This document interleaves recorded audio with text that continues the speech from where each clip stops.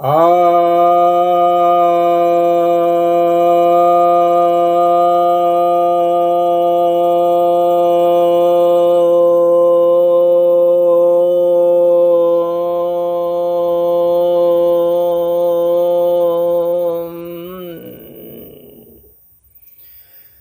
सभी भक्तजनों को सप्रेम नमन। भक्तों, आज मैं आपके समक्ष महर्षि पतंजलि के योग सूत्र ग्रंथ के दूसरे अध्याय के 49वें सूत्र की व्याख्या करने जा रहा हूं। यह सूत्र कहता है, तस्मिन् सति श्वास प्रश्वास योर गति विच्छेदः प्राणायामः। यह प्राणायाम की परिभाषा है। इसमें कहा गया है कि उसके माने उस जो आसन की बात हो रही थी यहाँ पर उससे संबंधित, उससे लिंक करते बता रहे हैं कि उसके हो जाने पर, यानी आसन के आपके सिद्ध हो जाने पर हमारे जो श्वास और प्रश्वास, ये जो सामान्य रूप से श्वास प्रश्वास हो रहा है, यानी जो हम सांस भर रहे हैं, जिसको कि योग की भाषा में पूरक कहा जाता है, जो सांस छोड़ रहे हैं जिसे रिचक कहा जाता है। तो यह जो पूरक और रिचक जो चलता है, इस पूरक और रिचक को जब हम विच्छेद कर देते हैं, अलग कर देते हैं, यानी इसमें हम कुछ ना कुछ बदलाव कर देते हैं, कुछ अवरोध कर देते हैं, तो इसको प्राणायाम कहा जाता है। तो प्राणायाम की यह परिभाषा है। तो अब यहाँ पर यह देखना है कि इसको आसन से लिंक किया गया है। इसका अर्थ यह है कि मूलतः आसन जो है वो प्राणायाम के लिए ही है। प्राणायाम का ही उसको एक तरह से समझ सकते हैं कि एक अंग है, वह छोटा अंग है। उसको कर लेने के बाद, यानी जब हम आसन को जब सिद्ध कर लेते हैं, जब स्थिरता पूर्वक सुखपूर्वक हम किसी पोजीशन में रह सकते हैं, तो हमें द्वंद्वों की चोट नहीं लगती है, जिसका कि इसके पिछले सूत्र में वर्णन किया था।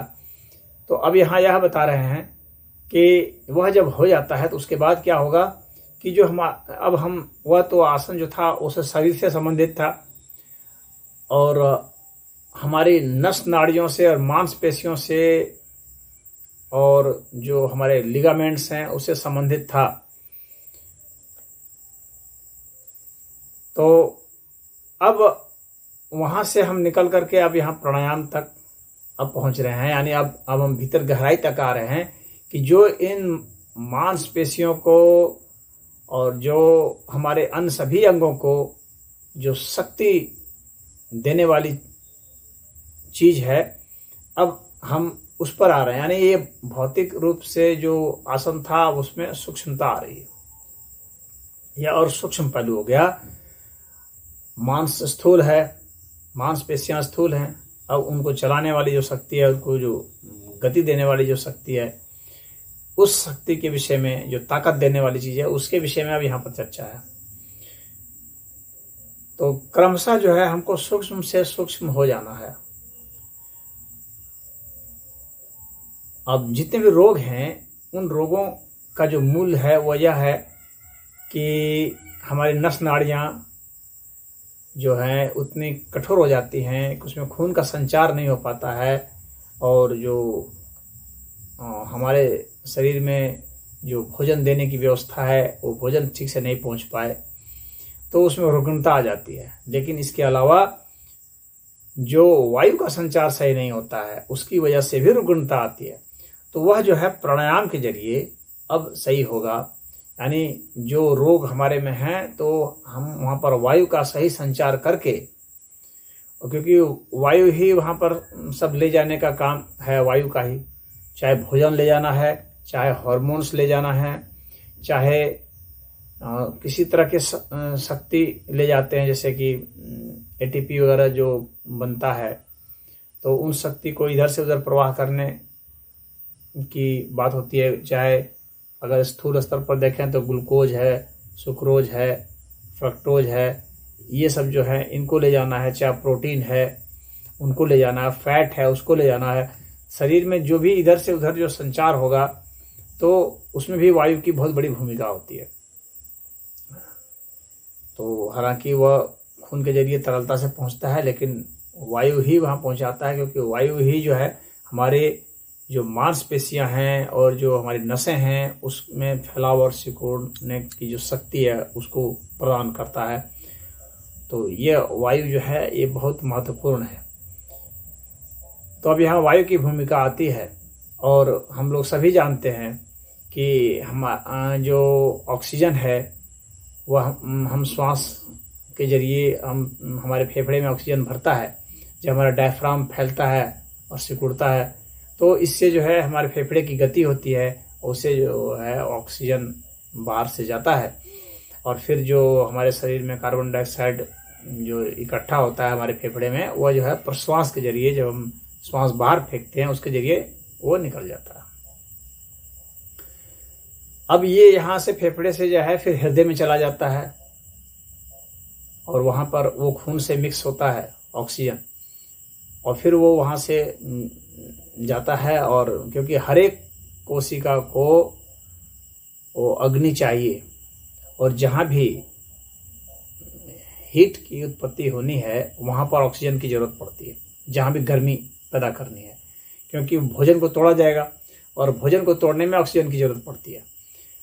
तो वहाँ पर एक्सचेंज होता है ऑक्सीजन का, और वहाँ जब भोजन टूटता है तो कार्बन डाइऑक्साइड बनता है, तो उस कार्बन डाइऑक्साइड को ले लेते हैं और फिर इधर लाते हैं, या फिर नाइट्रोजन डाइऑक्साइड या नाइट्रोजन के और भी जो ऑक्साइड्स हैं तो वे बनते हैं।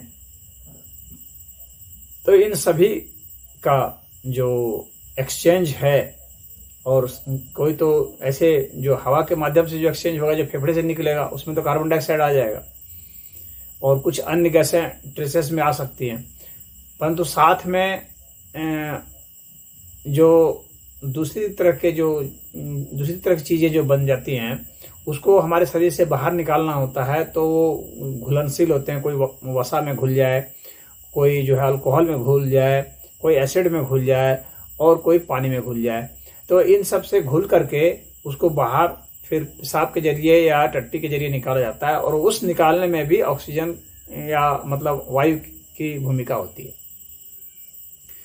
तो कई प्रकार के वायु हैं, तो जैसे कि प्राण वायु है, अपान वायु है, उदान वायु है, समान वायु है, व्यान वायु है, नाग है, कुर्म है, क्रिंकल है, धनंजय है। तो ये सब वायु हैं, देवदत्त। तो ये सब जो वायु हैं, ये वायु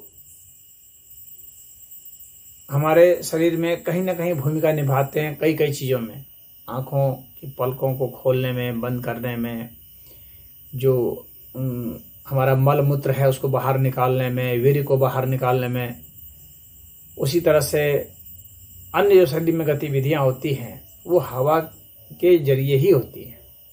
तो इसीलिए हवा की बहुत बड़ी भूमिका होती है, और बहुत जो पंच तत्व बताए गए हैं उसमें वायु तत्व बहुत महत्वपूर्ण है। तो अब वायु तत्व का यहाँ से नियमन कैसे किया जाए उसकी चर्चा है। तो अब कह रहे हैं कि जो हम लेते हैं और जो छोड़ते हैं इसके जरिए ही अब हमारे शरीर में ऑक्सीजन का बैलेंस बनता है। यदि हम सोते हैं तो इसका मतलब है कार्बन डाइऑक्साइड की मात्रा बढ़ जाती है तो हम सो जाते हैं। अगर हम जागते हैं इसका मतलब है ऑक्सीजन की मात्रा बढ़ गई तो हम जाग गए। तो सोने जागने में इस तरह से इसकी भूमिका हो जाती है। तो अब जब आप प्राणायाम करते हैं तो ऑक्सीजन की मात्रा बढ़ा लेते हैं, क्योंकि फेफड़ा फैलेगा, मांसपेशियां फैलेंगी, तो आप अधिक से अधिक वायु का अपने भीतर जो है प्रवेश कराने में सफल हो जाते हैं। आपकी कोशिकाएं तरोताजा हो जाती हैं, उनमें ऑक्सीजन का लेवल बहुत बढ़ जाता है, और ऑक्सीजन का लेवल जब बढ़ जाता है तो इम्यूनिटी बढ़ जाती है, तो रोग प्रतिरोधक क्षमता बढ़ जाती है, क्योंकि कोशिकाएं एकदम बिल्कुल सजीव हो जाती हैं और अलर्ट हो जाती हैं, सारे सही रूप से काम करने लगते हैं। तो अब यहाँ पर कह रहे हैं कि यहाँ तो सिर्फ परिभाषा दे रहे हैं ये कि जो हम श्वास लेते हैं और प्रश्वास करते हैं यानी श्वास छोड़ते हैं उसमें अलगाव कर देना है, यानी उसका जो ड्यूरेशन है और उसका जो सामान्य रिदम है उसको कुछ बदल देना है, और ऐसा बदल देना है जो हमारे हित में हो। इस तरह से उसको बदल देना है। तो श्वास भरने को पूरक, श्वास छोड़ने को रेचक कहते हैं। और जब हम रोक देते हैं, यानी हम श्वास ले रहे हैं छोड़ रहे हैं, रोक देना, वो कुंभक कहलाता है। तो जब हम श्वास को अंदर भर के रोकते हैं तो ये बाह्य कुंभक कहलाता है, यानी बाहर से हम लेकर के सांस को रोक दिए। जब हम छोड़ करके रोकते हैं तो आभ्यंतर कुंभक होता है। तो इस तरह से दो कुंभक होते हैं, बाह्य कुंभक और आभ्यंतर कुंभक। दो तरीके से सांस हम रोकते हैं। अब ये सांस रोकना, सांस लेना, भरना, अब इसी के भिन्न भिन्न प्रकार हो जाते हैं।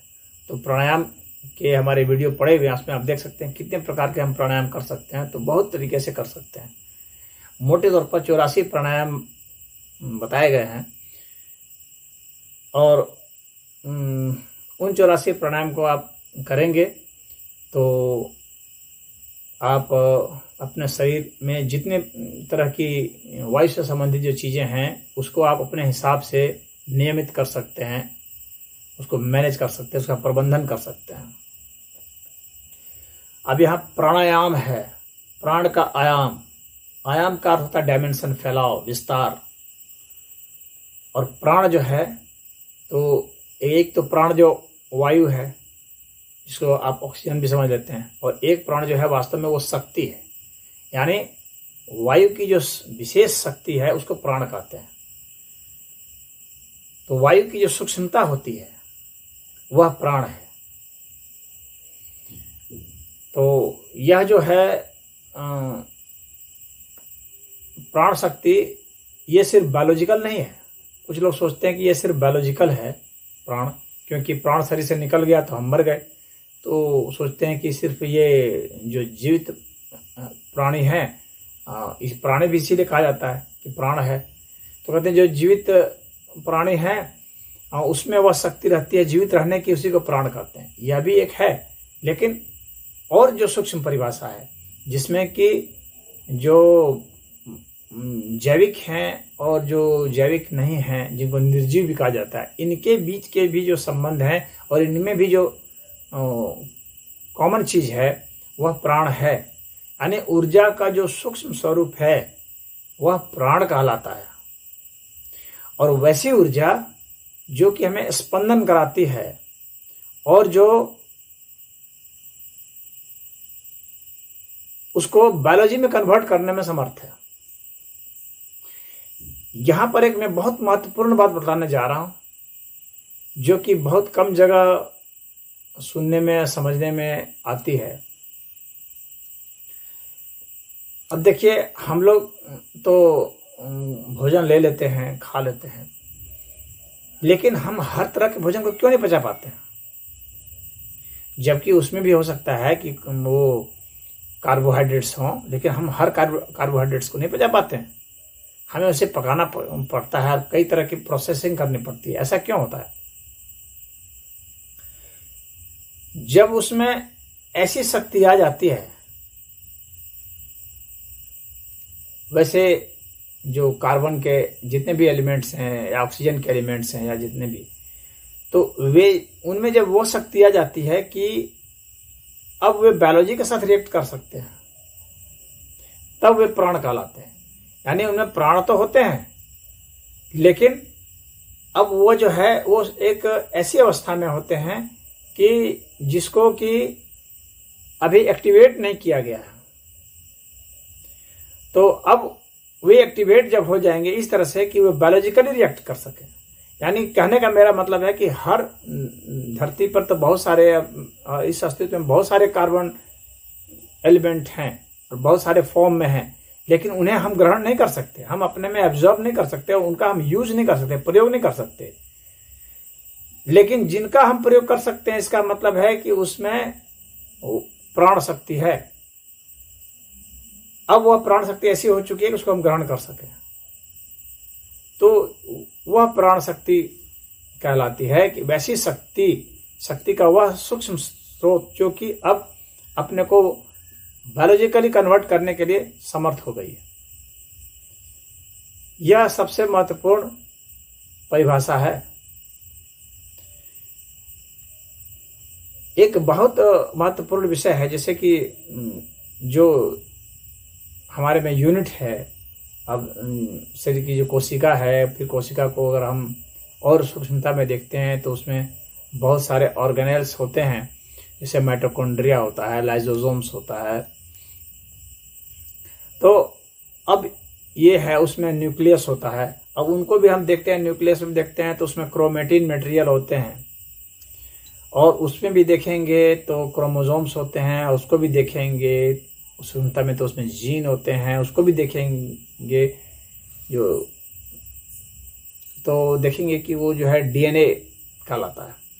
अब जो डीएनए का जो हेलिक्स होता है, उसके विषय में जब पूछा गया, जो उसने खोज करने वाले हैं वाटसन, तो उनसे पूछा गया कि आप यह बताइए कि इसको यह इसी क्रम में क्यों है, और इसके साथ ऐसे ही कार्बन डाइऑक्साइड वगैरह कैसे इसमें क्यों बंध गए, आखिर क्यों प्रेरित हो गए वो इसी क्रम में बंधने के लिए। तो वे इसका सटीक उत्तर नहीं दे पाए। जो न्यूक्लियोटाइड हैं, जो अमीनो एसिड हैं, वे वैसे ही क्यों ऑर्गेनाइज्ड है। तो उसमें वह प्राण शक्ति जो आई है, क्योंकि न्यूक्लियोटाइड्स में आप देखेंगे तो उसमें भी carbon, hydrogen, oxygen, nitrogen, sulphur, phosphorus, इतने ही होते हैं। अब इनमें वैसी शक्ति कैसे आई कि वे इसी क्रम में क्यों जुड़ गए। तो उनको जोड़ने की जो शक्ति थी वह प्राण में थी, यानी वह शक्ति, वह जो फिजिक्स की जो शक्ति है वह बायोलॉजी की शक्ति बनी, और फिजिक्स की जो शक्ति जो उसी में थी, जो कि जिसको जैविक नहीं कहते हैं आम भाषा में साइंटिस्ट लोग, लेकिन वही जब एमिनो एसिड में आते हैं तो फिर जो है वो जैविक बन जाते हैं। तो प्राण शक्ति के रूप में जब कन्वर्ट हो जाएगी वह एनर्जी, तभी जो है वह जैविक हो जाएगी। तो ऊर्जा का वह सूक्ष्म स्वरूप जो कि जीवन में अपने को बदलने के लिए समर्थ है, उसे ही प्राण कहेंगे। तो अब उसी का फैलाव हम करते हैं, यानी हम जीवन का फैलाव कर देते हैं, आयाम विस्तार करते हैं, जीवन का विस्तार करते हैं। कहने का मतलब है कि प्राणायाम से आपका जीवन बढ़ जाएगा, आपकी आयु बढ़ जाएगी, आपकी क्वालिटी बढ़ जाएगी, आप रोग मुक्त हो जाएंगे। इसीलिए प्राणायाम का इतना महत्व है, रोग मुक्त कराने में, आपकी जीवन शक्ति को बढ़ाने में, आपकी प्राण शक्ति को बढ़ाने में। तो आपकी प्राण शक्ति बढ़ जाती है, किससे? श्वास प्रश्वास की गति को विच्छेद कर देने से, अलग कर देने से। और कैसे? भिन्न भिन्न तरीकों से अलग किया जाता है। कपालभाति प्राणायाम से आप अलग करते हैं, लंबी सांस लेकर करके आप अनुलोम विलोम करके अलग करते हैं, नाड़ी शोधन में अलग करते हैं, भ्रामरी प्राणायाम में अलग करते हैं, सूर्य भेदी चंद्र भेदी में करते हैं, आदित्य प्राणायाम है, बहुत सारे प्राणायाम हैं। तो उन सभी प्राणायामों में देखते हैं कि हम अलग अलग तरह से विच्छेद करते हैं श्वास प्रश्वास को, केवल कुंभक कर देते हैं, अग्निसार प्राणायाम कर देते हैं। तो कई तरह के प्राणायाम करके हम क्या करते हैं, सिर्फ गतियों को अलग कर देते हैं, श्वास प्रश्वास की जो गति है उसको अलग कर देते हैं। और जो उसके बीच में जो थोड़ा सा अपने आप ही जो कुंभक होता है, जैसे हम श्वास भरे फिर श्वास छोड़े, तो इसके भरने के बाद थोड़ी देर हम रुकते हैं, पॉज करते हैं, वह कुंभक है, स्वाभाविक कुंभक है। फिर हम छोड़ते हैं, छोड़ने के बाद फिर रुकते हैं, वह भी स्वाभाविक कुंभक है। तो ये जो स्वाभाविक कुंभक है जो थोड़ी देर के लिए होता है, हम इस कुंभक को बढ़ा देते हैं। और जब बढ़ा देते हैं तो क्या होता है कि हमारे में प्राण धारण करने की शक्ति बढ़ जाती है। जितने हमारे में प्राण धारण करने की शक्ति रहेगी उतने लंबे समय तक हम सांस को रोक सकते हैं। यानी जो अधिक से अधिक देर तक सांस को रोक पाता है उसमें प्राण धारण करने की शक्ति उतनी ज्यादा मानी जाएगी। तो जितनी ज्यादा प्राण धारण करने की शक्ति होगी आप में, जितनी देर तक आप सांस रोक सकते हैं, उतना ही आपकी आयु भी बढ़ जाएगी, वृद्धि हो जाएगी और बीमारी भी दूर हो जाएगी। यानी यदि जो बहुत थोड़ी देर तक सांस रोक सकता है, इसका मतलब है कि वो बहुत ज्यादा रुग्ण है, बहुत बीमार है, और वो हो सकता है कि बहुत जल्दी मर जाए और वो दवा को नहीं ग्रहण करे, दवा को उलट दे। क्योंकि शरीर ग्रहण करने के लिए तैयार नहीं हो रहा है। तो इसलिए यह जो प्राण शक्ति है इसको हम इसमें बढ़ा देते हैं प्राणायाम के जरिए, तो हमारे रोग से निपटने की शक्ति बढ़ जाती है। यदि कोई 3 मिनट तक सांस रोक सकता है सुबह और शाम दोनों बार, तो उसको किसी भी प्रकार का रोग क्यों ना हो वह ठीक हो जाएगा। एकदम गारंटी है, योग की गारंटी है। और उसी दिन ठीक होगा जिस दिन वह रोक देगा। ऐसा नहीं है कि कब ठीक होगा, क्वेश्चन ऐसा नहीं होगा कि ये तुक्के में है कि पता नहीं कब ठीक होगा कब नहीं। जिस दिन रोक देगा, अगर आज रोक देगा तो आज ठीक हो जाएगा, चाहे उसको कैंसर ही क्यों ना हो, चाहे उसको पीलिया क्यों ना हो, चाहे उसे मिर्गी क्यों ना हो। अब यह धीरे धीरे क्रमशः अभ्यास से वो कर सकता है। एक दिन में रोकना इतना आसान नहीं है। जो कि सांस सेकंडों में रोक पा रहा है तो वह मिनटों में जाएगा। तो जो व्यक्ति 2 मिनट सांस रोक सकता है इसका मतलब वह सामान्य है, रोगों से मुक्त है, सामान्य स्वस्थ है। और जो 3 मिनट तक रोकता है वो एकदम रोग विमुक्त है, वह पूर्ण रूप से। और जो इससे कम रोक पाते हैं 5-6 अटेम्प्ट में, ये मैंने कह रहा हूँ फर्स्ट अटेम्प्ट में ही 5-6 अटेम्प्ट में, तो इसका मतलब है कि वे कुछ ना कुछ रोगी हैं उस समय। तो आप अपना खुद टेस्ट भी कर सकते हैं। आपको टेस्ट के लिए कहीं और जाने की जरूरत नहीं है, किसी इंस्ट्रूमेंट की जरूरत नहीं है। आप स्वयं अपने आप में एक इंस्ट्रूमेंट है। आप सांस रोकिए, जितनी देर तक प्राण धारण कर सकते हैं, इसका मतलब है कि उतनी आप में क्षमता है। तो आप खुद आंक लेंगे कि मैं रोगी हूं या नहीं हूं, कितना रोगी हूं। तो 5-6 अटेम्प्ट में अगर आप 2 मिनट या उससे पार रोकते हैं तो इसका मतलब कि आप निश्चिंत होकर के अपना काम धाम कीजिए, कोई दिक्कत नहीं। और अगर कम है तो इसका मतलब है कि आपको दिक्कत है। और जो 1 मिनट से कम है इसका मतलब वो डॉक्टर के यहाँ बराबर विजिट करते हैं। जो 30 सेकंड से कम रोकते हैं इसका मतलब कि वे रोगी हैं। और जो 15 सेकंड से नीचे रहते हैं वे बहुत गंभीर रोगी हैं। और जो 5 सेकंड से नीचे हैं उनका बचना नामुमकिन है। अब वो सिर्फ प्राणायाम से ही बच सकता है। तो यह यहाँ इन्होंने विच्छेद करने को परिभाषा दिया है। तो हम विच्छेद कई तरीके से कर सकते हैं। तो आसन लगा करके, बैठ करके, श्वास को भर करके विच्छेद करेंगे, उसको अलग करेंगे। लंबी सांस लेंगे, कभी लंबी सांस छोड़ेंगे, कभी धीमी सांस लेंगे, कभी जोर से सांस लेंगे, कभी ज़्यादा देर तक रोकेंगे। इस तरह से हम लोग विच्छेद करते हैं अलग अलग तरीक़ों से, और हमारे में प्राण शक्ति बढ़ती चली जाती है। तो प्राण को हम वायु के अर्थ में देखेंगे तो ऑक्सीजन है, जिससे कि हम जिंदा रहते हैं।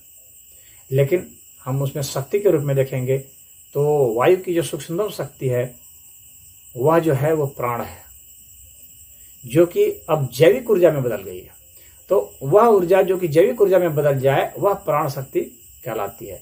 इसका अर्थ यह कदापि नहीं है कि जो पदार्थ हैं, जो निर्जीव हैं, उनमें वह नहीं है, वह प्राण नहीं है। ऐसी बात मैं नहीं कर रहा। उसमें वह एक्टिवेटेड नहीं है उस अर्थ में। उसको हम एक्टिवेट कर देंगे तो उसमें भी प्राण शक्ति वो है ही है विद्यमान, तभी तो हम लेते हैं। अगर उसमें होता ही नहीं तो हम कहाँ से लेते? अगर कार्बन है, ऑक्सीजन है, जो हम खाते हैं, जो खाना खाते हैं, अगर उसमें होता ही नहीं तो हम प्राण कहाँ से लाते? आखिर हम उन्हीं से तो लेते हैं। तो उसमें है तभी तो ले रहे हैं। हम उसको एक विशेष परिस्थिति में एक्टिवेट कर देते हैं। ऐसे हमारे में शरीर में एंजाइम ऐसी घटना घटा देता है। तो इस तरह से मेरे कहने का तात्पर्य है कि हम जो सामान्य जो पदार्थ कहे जा रहे हैं, जिसको निर्जीव तत्व कहा जा रहा है, उसके जरिए भी इसीलिए जैविक तत्व बनाए जा सकते हैं। उससे भी हम जीवन पैदा कर सकते हैं, उसे भी हम प्राणी बना सकते हैं। यह यहाँ पर मेरे कहने का तात्पर्य था। तो उसमें जैविक शक्ति है, जैविक ऊर्जा है इस वजह से, लेकिन वे प्रसुप्त अवस्था में, उसको हमको मॉडिफाई करके वो बनाना पड़ेगा। और प्राकृतिक रूप से हम लोग बने बनाए हैं, जो भी वनस्पतियां हैं, कीट पतंगे हैं, जीव जंतु हैं या मनुष्य हैं। तो इस तरीके से यहाँ पर थोड़ा सा मैंने विस्तार से समझाया, क्योंकि ये बहुत महत्वपूर्ण, योग का सबसे महत्वपूर्ण पहलू है प्राणायाम। इसलिए थोड़ा सा वीडियो बड़ा हुआ, लेकिन आपको पूरा समझने के लिए बहुत ही जरूरी था। ओम।